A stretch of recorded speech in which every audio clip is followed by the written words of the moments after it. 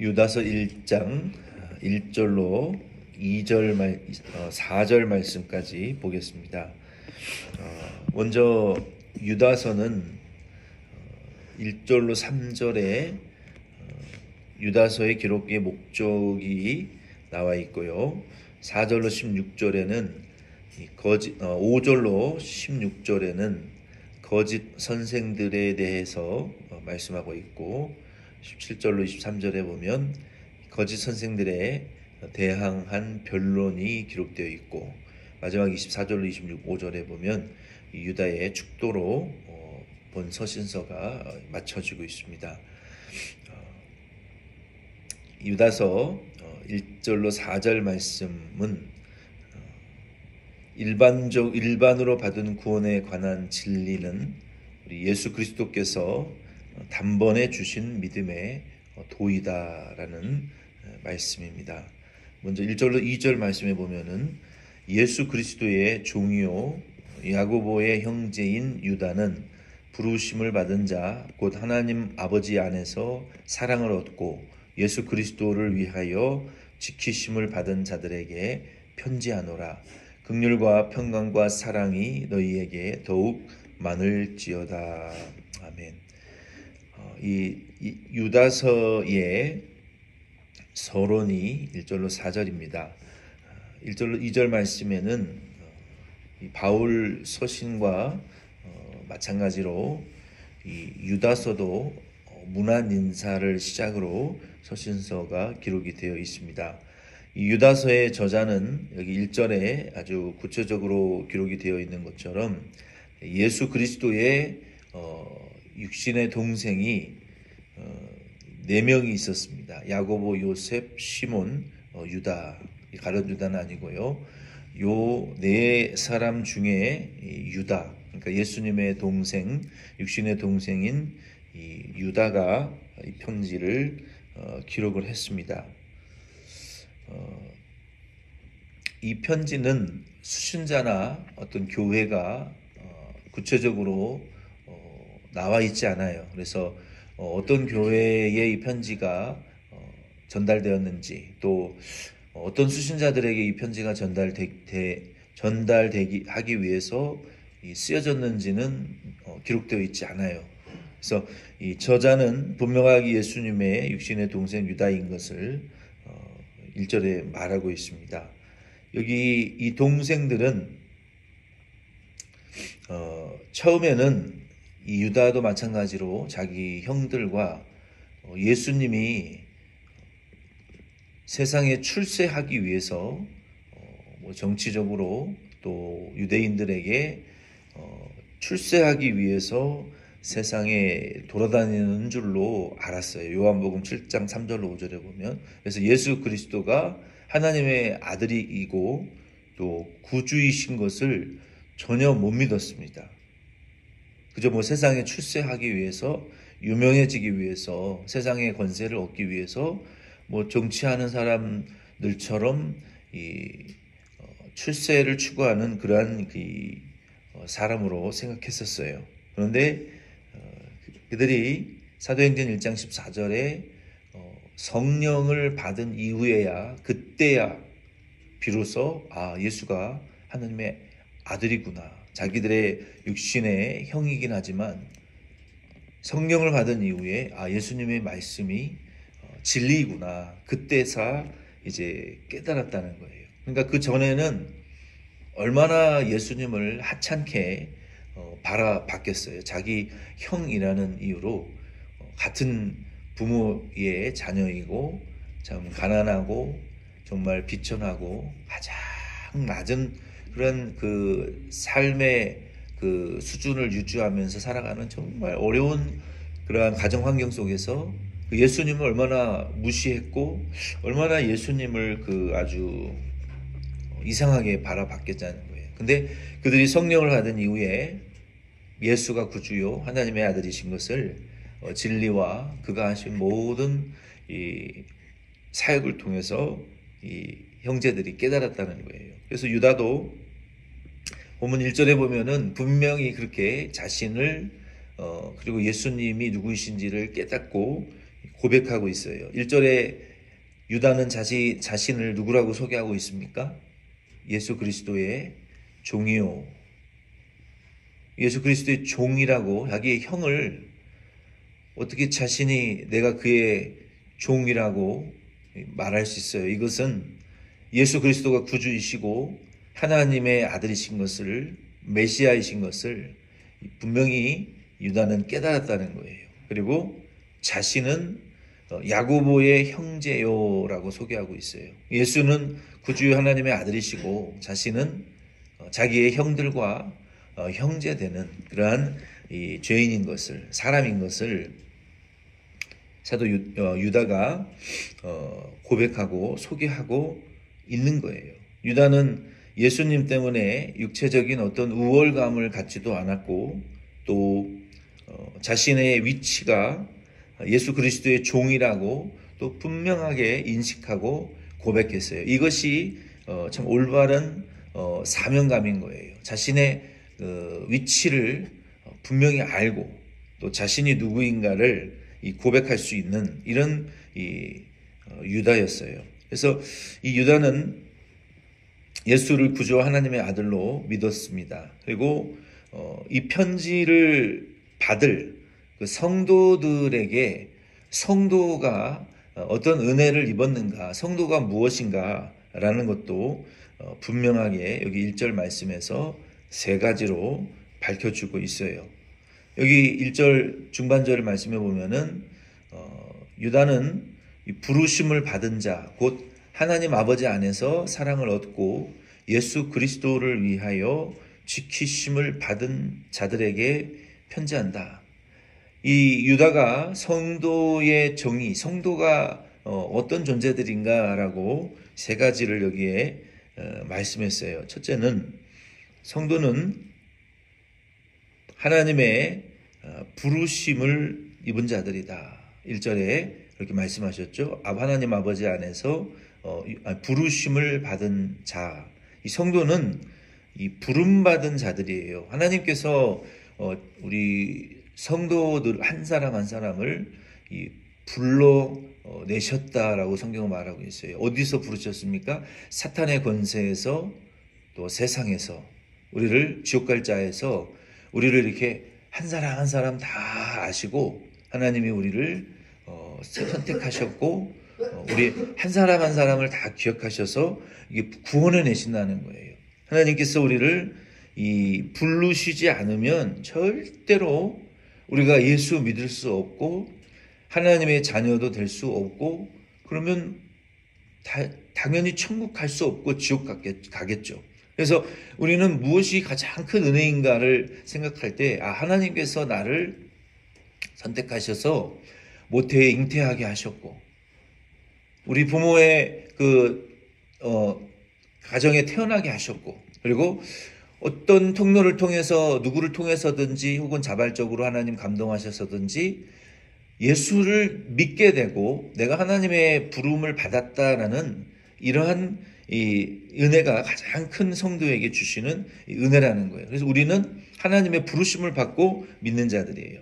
두 번째는 성도는 하나님의 사랑을 얻은 자라고 말하고 있어요. 아버지 하나님, 하나님 아버지 안에서 사랑을 얻고 우리 성도는 하나님의 사랑을 얻은 자들이에요. 이 사랑도 우리가 원해서 선택해서 얻은 것이 아니라 하나님의 사랑은 성경에 보면은 이 언약적이에요. 언약적. 그러니까 내가 약속할 게가 아니라 이 카버넌트, 이 언약이라는 것은 성경에 보면 하나님께서 아담에게 하나님이 존재하지 않았던 아담을 창조하시잖아요. 그리고 아담은 상상할 수도 없는 하나님의 그 영생과 구원의 계획을 약속하셨잖아요. 근데 타락했어요. 그러니까 하나님이 뱀이 네 뒤 발꿈치를 물 것이고 여자의 후손이 그 뱀의 대가리를 깨트릴 것이다. 그러니까 타락했지만 예수 그리스도를 보내서 우리를 구원해 주실 것이다라고 하는 아담에게 또 약속하시는 거예요. 그리고 하나님이 그 실제적으로 약속을 이루시기 위해서 아브라함을 부르시고 또 약속하시잖아요. 야곱을 부르시고 또 약속하시잖아요. 그들은 상상할 수 없는 하나님의 구원의 계획을 일방적으로 하나님이 약속하시는 거예요. 그리고 우리는 죄인이라 구약 성경에 계속 타락하고 실패해요. 그럼에도 불구하고 하나님은 또 은혜를 베풀어 주시고 회개하면 또 용서하시고 또 언약하시고 또 타락하지만 또 회개시키시고 또 용서하시고 또 약속하시고, 그러나 결국 구약의 역사는 실패로 끝나요. 그래서 그 약속이 결국은 하나님에 의해서 아들 예수를 보내시고 예수 그리스도를 통해서 하나님이 일방적으로 우리를 향한 구원의 약속을 이루어 버리시는 거예요. 그리고 사탄의 권세, 대가리를 깨뜨리시는 것처럼 죽음의 권세를 깨뜨리시고 부활하심으로 하나님이 구원하시기로 작정한 모든 자녀를 구원해 내셨잖아요. 그리고 성령을 우리에게 이제는 부어주셔서 지금은 성령의 시대, 우리가 성령의 시대에 살고 있어요. 예수님 재림하실 때까지 이제는 예수님께서 하나님께서 예수를 통해서 완성하신 그 구원의 역사를 성령을 통해서 지금 역사하고 계시고 교회를 통해서 지금 이루어가고 계시는 거예요. 조건이 없고요, 일방적이고요, 무조건적이고요. 하나님의 그 약속이 당신이 이루어 가시는 것이고요. 이 아카페적인 사랑으로 이루어 가시는 것이지 거기에는 인간이 어떤 부분도 하는 그 부분이 없어요. 하나님이 일방적으로 이루어 가시는 것이고 우리의 구원도 이루어 가시는 것이고 우리를 감화시키시는 것도 하나님이시고 우리가 깨닫게 하시는 것도 하나님의 일이시고 우리가 건강과 우리의 심장을 뛰게 하시는 이도 우리의 손과 다리를 움직여서 그 구원을 이루어 가시는 분도 하나님이시고요. 지혜를 주시는 분도 하나님이시고요. 세상의 모든 만물을 주시는 분도 움직이시는 분도 하나님이에요. 우리의 역할이라는 것이 거기에 도대체 뭐가 있습니까? 전혀 전무하는 거예요. 하나님의 사랑이 이와 같이 일방적이고 언약적이고 아카페적이고 당신이 모든 것을 해나가시는데 우리는 거기에 그 사랑의 끈에 얽매여서 인정하고 그 혜택에 감사하고 누리면서 그 은혜를 찬양하고 그 하나님을 따라가는 것밖에 없어요. 이렇게 하나님의 성도는요, 하나님의 사랑을 이렇게 얻는 자들이라는 것을 우리가 아셔야 돼요. 그리고 세 번째로는 유다가 이 성도는 하나님의 지키심을 받는 자들이다라고 말하고 있어요. 예수 그리스도를 위하여 지키심을 받은 자들. 우리 하나님께서는 이 당신의 성도를 보호하고 계십니다. 지금도 요한일서 5장 18절 말씀해 보면 우리 하나님께로부터 난 자 예수 그리스도께서 성령께서 우리를 지키고 계시기 때문에 악한 자가 우리 주변에 두리번거릴 수도 있고 우리를 공격할 기회를 틈을 노릴 수도 있고 우리의 연약 각 사람 성도님들은 우리 사람들은 다 각자의 약점이 있잖아요. 어떤 사람들은 건강이 약한 분들이 있어요. 어떤 분들은 의지가 약한 분들이 있어요. 어떤 분들은 또 돈에 약한 분들이 있고 어떤 분들은 이 이성에 약한 분들이 있어요. 어떤 분들은 이 쾌락에 유혹이 약한 분들이 있어요. 이러한 약점을 가지고 우리를 공격하고 시험하지만 그러나 하나님께서 우리를 지키고 지금 계시기 때문에 감히 우리를 사로잡고 우리를 다시 자기의 종으로 만들지는 못해요. 하나님께서 우리를 지키고 계시기 때문에 만질 수도 없다라고 성경은 말하고 있잖아요. 하나님께서 우리를 24시간 365일 자지도 졸지도 주무시지도 않고 불꽃 같은 눈으로 우리를 지금 지키고 보호해 주시고 계신다라고 성경은 말하고 있어요. 그리고 우리를 가장 선한 길로 하나님 안 계시는 것과 같은 하나님 살아계시지 않는 것 같고 내 인생에 전혀 도움과 은혜를 주시지 않고 하나님이 인도하시지 않는 것과 같은 그 순간에도 하나님은 지금 나와 함께 계시고 우리에게 가장 최선의 것을 주기 위해서 지금 일하고 계시고 역사하고 계시고 길을 만들어내고 계시고 광야의 길을 만들어내고 계시고 지금 사막에 샘물을 터뜨리기 위해서 하나님이 섭리하고 역사하고 계신다는 것을 여러분 꼭 믿으시기를 바랍니다. 하나님 보호해 주고 계세요. 우리가 기도를 통해서 그것을 하나님 깨닫기를 바라는 것이고요. 회개를 통해서 하나님의 역사 안에 우리가 온전히 들어가기를 하나님은 지금 기다리고 계시는 것뿐이에요. 우리가 모를 뿐이지 하나님 지금 일하고 계시고 역사하고 계시고 한 번도 우리를 떠나신 적이 없어요. 우리의 눈이 어두워져서 우리의 영의 귀가 막혀가지고 그걸 못 보는 것뿐이죠. 우리가 게을러서 기도하지 않아서 그 역사를 느끼지 못하는 것뿐이지, 하나님은 창세 이래로 우리를 구원하신 이래로 지금 역사하고 일하고 계시고 우리를 보호해주고 최선의 것을 주기 위해서 지금 우리를 위해서 이 길을 만들고 계시는 것을 여러분 꼭 믿으시기를 바랍니다. 그래서 하나님께서는 이 성도에게 이와 같은 이 은혜를 주시고 우리가 그러한 존재인 것을, 또 유다도 자신이 그리스도의 종이고 또 사람인 것을, 자기의 위치와 본분을 분명히 깨닫고 이 편지를 축복으로 시작을 했어요. 오늘 2절까지만 해야 될 것 같습니다. 그러므로 저희들도 우리는 하나님의 나는 부르심 받은 자다, 또 하나님의 사랑을 얻은 자요, 하나님 지금 우리를 위해서 일하고 계시는 것, 우리를 지키고 계시는 것, 여러분 이걸 꼭 믿으시고 여러분 하나님 앞에 기도 계속 하시기를 꼭 부탁을 드려요.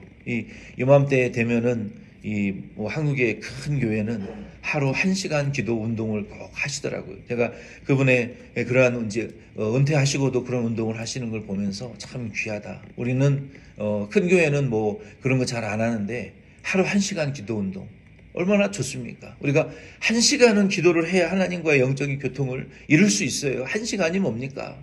1시간은 우리가 정말 짧은 하나님 앞에 그 은혜를 받을 수 있는 시간이에요. 그래서 저와 여러분도 우리도 그런 이 기도 운동들을 이제 하면 좋겠지만, 이제 여러분들도 개인적으로 하나님 앞에 기도의 공간을 만드세요. 기도의 공간을 만드시고 하루 1시간이라도 여러분 주님 앞에, 여러분 뭐 초시계를 맞춰놓고 정확한 시간이 중요한 게 아니라 우리가 하나님 앞에 마음을 좀 쏟고 하나님 앞에 조금 집중하고 하나님의 은혜를 간구하고 충만 받을 수 있는 그 최소한의 노력할 수 있는 그 시간이 1시간은 해야 우리가 충만을 받는다고요. 은혜를 받는다고요. 부족하죠. 그러나 바쁜 세상에서 우리가 그 정도 시간은 내야 하나님 앞에 은혜를 받을 수 있는 것 같아요. 그래서 저희들도 여러분 마음으로 하루에 1시간은 내가 어느 장소를 초월해서 여러분이 연말에 이제 11월 달이잖아요. 기도하리라. 여러분 작정하시고 올해 연말에 해결하지 못한 모든 영적인 문제들이 있습니다. 우리 가족들에 대한 영적인 문제들이 있어요. 믿음에 대한 문제들이 있어요. 해결하지 못한 거 있어요. 하나님 앞에 내가 약속하고 청산하지 못한 기도할 문제들이 있어요. 그거 여러분 해결하시고, 또 내가 사람과의 관계에서 꼬이고 얽히고 미워하고 분쟁하고 다투면서 정말 고통을 주고받는 이러한 인간관계의 문제에 이거 올해가 지나가기 전에 해결하시고 넘어가셔야 돼요. 그 기도하셔야 돼요. 또 빚진 거 있으면 갚으시고, 여러분 또 사람들과의 관계의 문제 해결하실 거 있으면 꼭 해결하시고, 하나님 앞에 약속한 거 여러분 갚으시고, 하나님 앞에 약속한 거 기도로 갚으세요. 그리고 올해 연말에 되기 전에 우리의 삶을 여러분 돌아보시면서 내가 해결하지 못한 문제들 분명히 있으실 거예요. 그런 것들을 믿음으로 잘 해결하고, 또 관계 문제들 잘 해결할 수 있도록 돌아보시고, 여러분 하루에 1시간씩 혹은 30-40분씩이라도 여러분 주의전에 오셔서 여러분 처소에서 기도하실 수 있기를 부탁을 드립니다. 주기도문으로